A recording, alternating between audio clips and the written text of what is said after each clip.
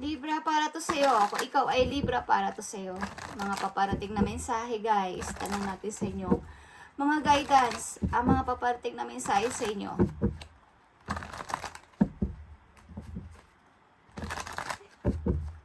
Paparating na mensahe sa mga Libra, ibigay mo ang tamang message na gusto mong sabihin para magkaroon sila ng guide sa kanilang pang-araw-araw na ginagawa sa buhay. Tingnan natin. Unahin natin muna ang mga inyong alalahanin, guys. Tingnan natin. I need message for Libra sa kanilang mga alalahanin. Sa kanilang kasalukuyan, ano ang kanilang mga alalahanin? At ibigay mo ang tamang advice sa kanila. Mga alalahanin ng mga Libra sa kanilang kasalukuyan.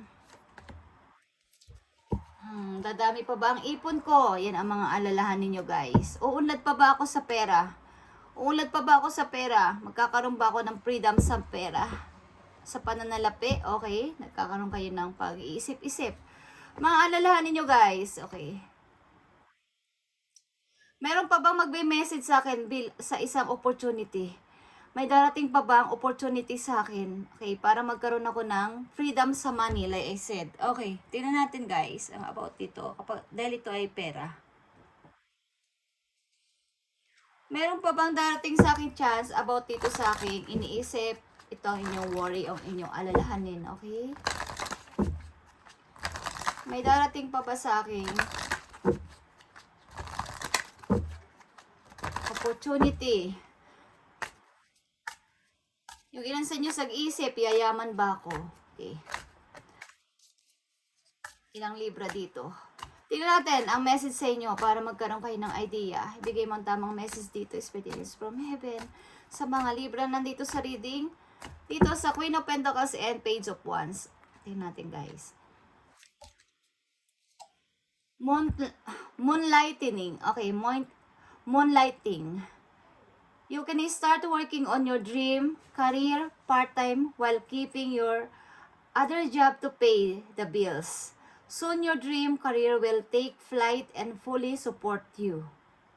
Libra, kayo ay nag-worry dahil marami kayong mga bills, marami kayong bayarin. At ang ilan sa inyo nandito sa reading is kukunti lang ang sahod. Kumbaga, ang dami nyo rin ginagawang part-time. Ang ilan sa inyo is may mga iba't iba pang trabahong ginagawa. But kulang na kulang pa rin ang pambayad nyo sa mga bills na dumarating sa inyong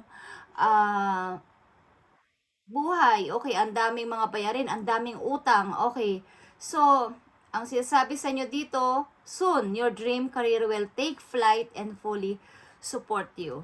Okay, maaring may magme-message sa inyo dito na, yeah, Libra, kung gusto mo at mayroon kang, kung interesado ka dito, sa alo ko is, kung gusto mong lumipat ng trabaho o kung gusto mong umiba ng ginagawa is, mayroong magsusupport sa inyo para maging yung inyong source of income is mas lumago pa. Okay, Libra?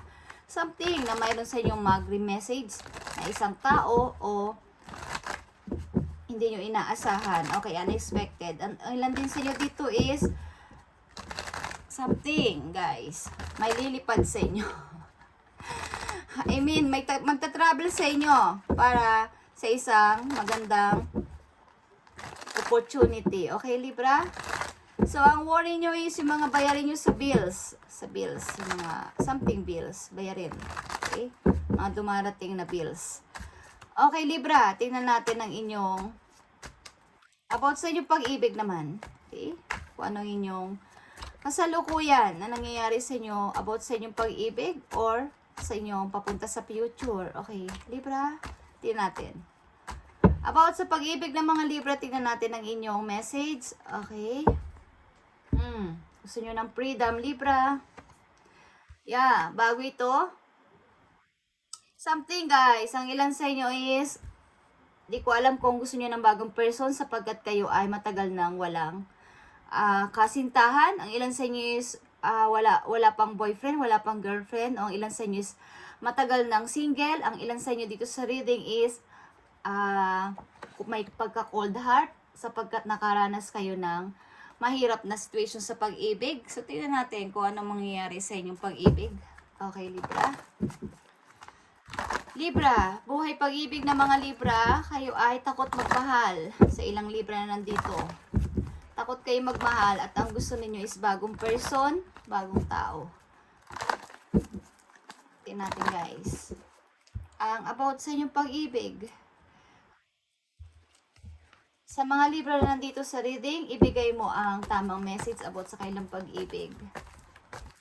Ano ba ang gusto mo iparating sa mga Libra about sa kanilang buhay pag-ibig?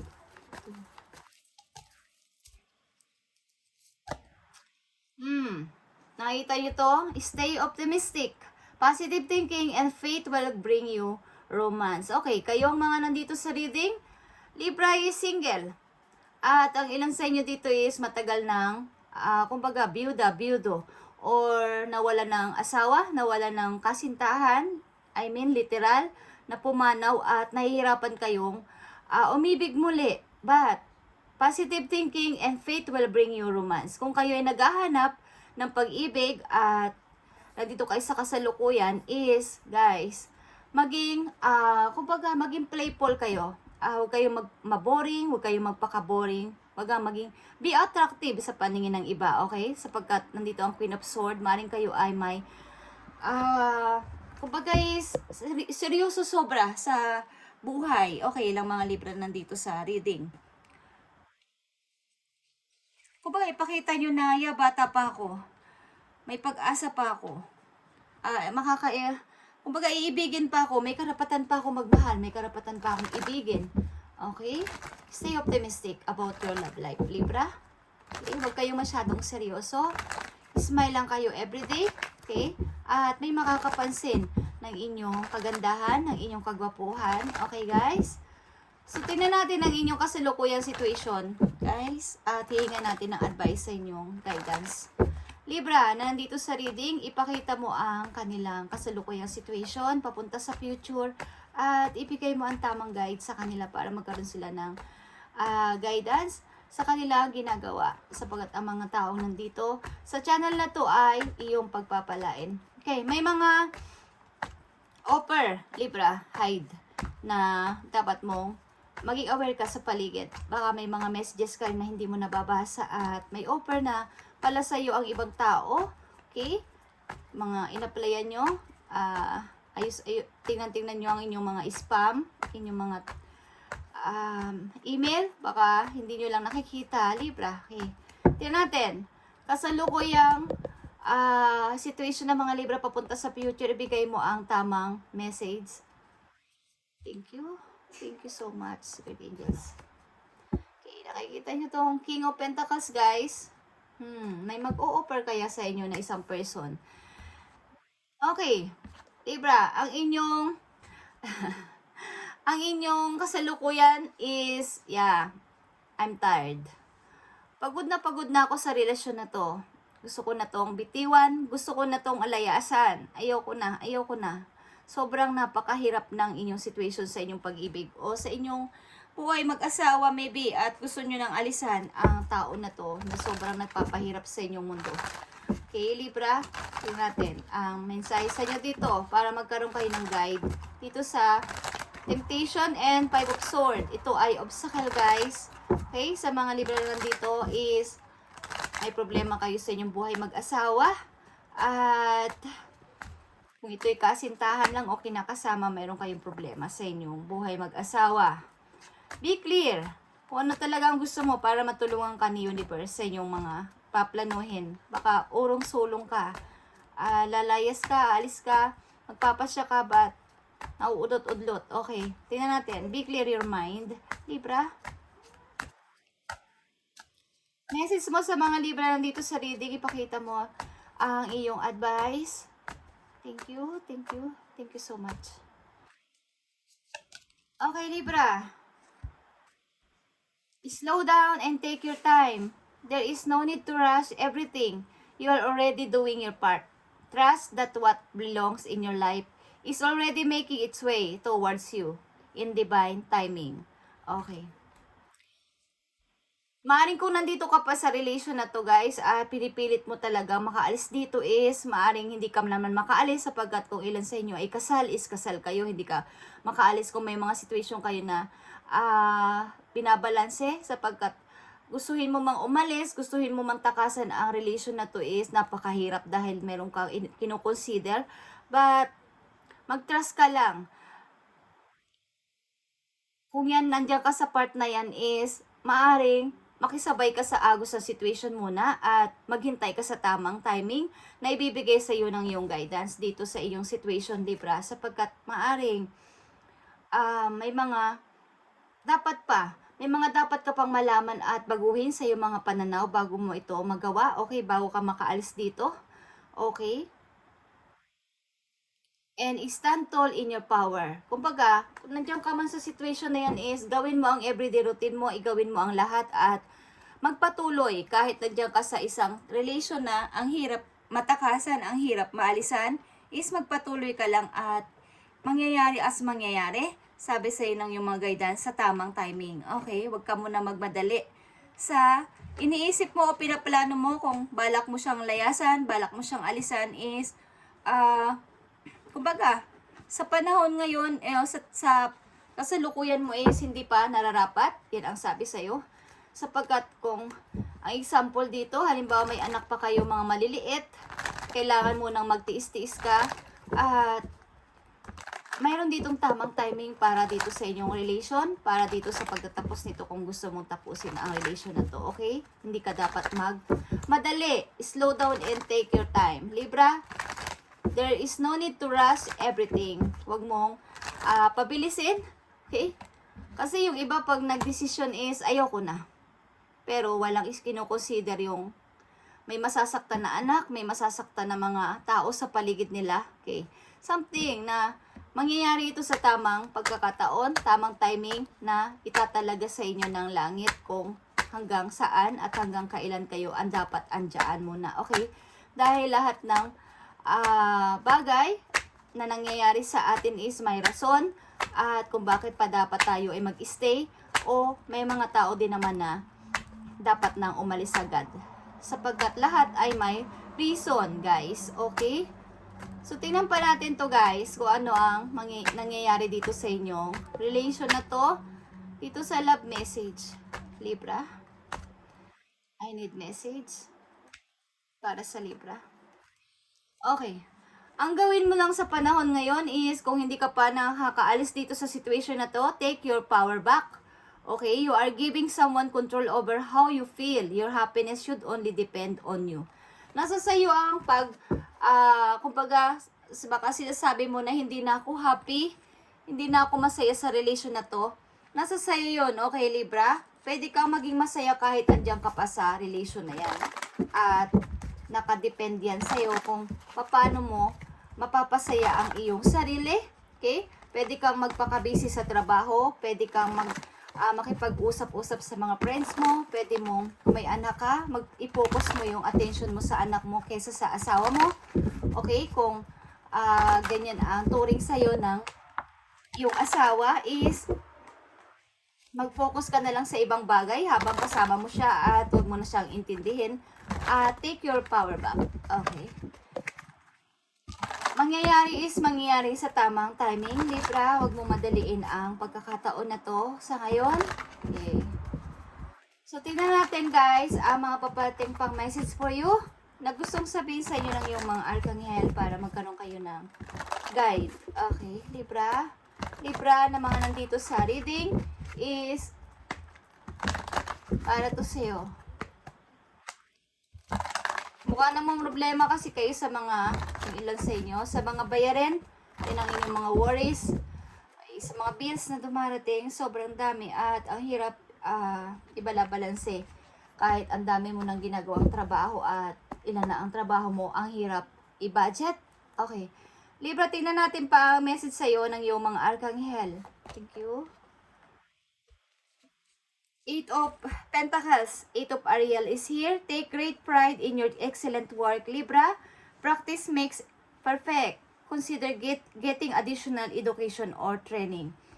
Maaring may mga ginagawa ka at may mga natapos kang mga project o may mga natapos kang mga meron kang sinimulang business at maayos mo naman itong napapatupad. Ang ilan sa inyo dito, more practice pa ang sinasabi sa inyo dito para maging lalong maging perfecto ang mga inyong paplanuhin sa near future, okay? At kung nakailangan kayo ay mag-training o mag-attend ng mga klase pa para mas mag-grow pa ang inyong kaalaman is gawin ninyo guys.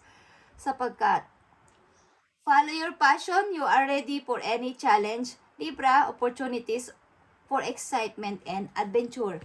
May mga naghihintay sa inyo in the near future na mga magagandang opportunities. Kaya kung kayo ay nandito sa ganyang relation is take your power back at mangyayari sa tamang panahon at tamang pagkakataon. Malay ninyo bukas, malay ninyo sa isang linggo, malay ninyo sa isang buwan.